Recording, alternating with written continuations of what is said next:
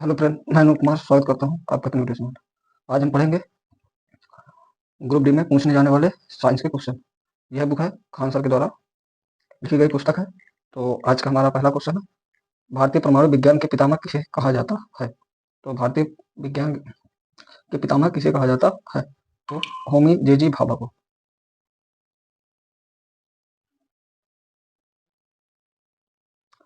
Cathode किरण tube किस भाग का राजनीतिक विज्ञान है? तो इसका आंसर है टेलीविजन सेट का। तो कैथोड किस भाग का राजनीतिक विज्ञान है? तो टेलीविजन सेट का। निम्नलिखित में से किसका उपयोग विस्फोटक के रूप में किया जाता है? निम्नलिखित में से किसका उपयोग विस्फोटक के रूप में किया जाता है? नाइट्रोग्लिसरीन। वह तत्व जिसका परमाणु क्रमांक एवं परमाणु भार समान होता है तो है हाइड्रोजन। निम्नलिखित में से सम इलेक्ट्रॉनिक आयन है।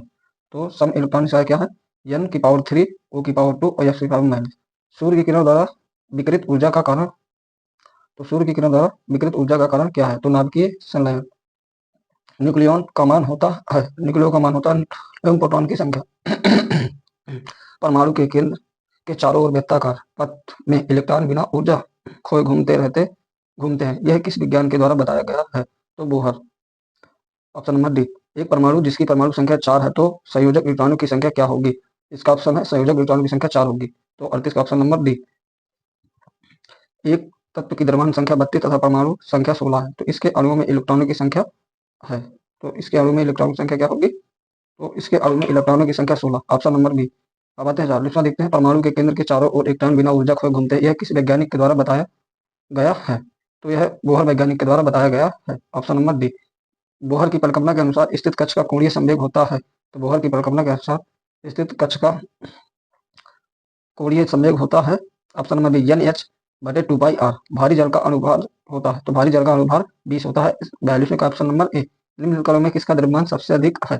तो निम्नलिखित कणों में अल्फा कण का द्रव्यमान सबसे अधिक है। Option number B. एक परमाणु के नाभिक में सम्मिलित है एक परमाणु के नाभिक में न्यूट्रॉन और प्रोटॉन सम्मिलित हैं। Option number C. इलेक्ट्रॉन एवं प्रोटॉन की तरंग दैर्ध्य समान है, किसका वेग अधिक होगा? तो इलेक्ट्रॉन का वेग अधिक होगा। 45 का ऑप्शन नंबर ए।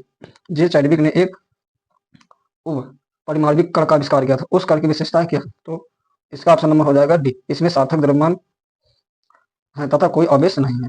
परमाणु का आकार, तो 47 का ऑप्शन नंबर ए। परमाणु का आकार 10⁻⁻10 mm। इनमें से क्या एक उप परमाणविक कण नहीं है? तो इनमें से कौन सा एक उप परमाणविक कण नहीं है? तो ड्यूट्रॉन ऑप्शन नंबर बी। 48 का ऑप्शन नंबर बी। निम्नलिखित में से किस तत्व का परमाणु त्रिज्या सबसे छोटा होता है? तो क्लोरीन का परमाणु त्रिज्या सबसे छोटी होती है। इसका 49 का ऑप्शन नंबर बी।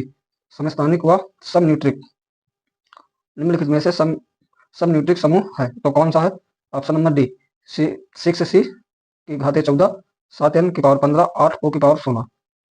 किस प्रथम कोटि अभिक्रिया की अर्ध आयु 6 मिनट है तो अभिक्रिया का वेग स्थिरांक होगा? तो इसका ऑप्शन नंबर सी 0.1155 मिनट। 17Cl35 तथा 17Cl37 क्या है? तो यह है समस्थानिक। 52 का ऑप्शन नंबर बी।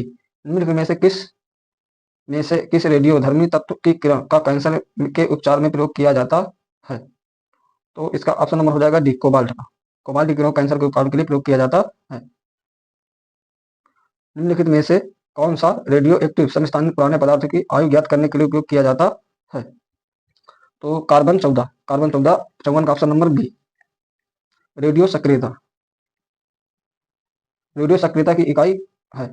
तो इनमें से क्यूरी, बेकरेल, रदरफोर्ड, ये इनमें से सभी। Option number D.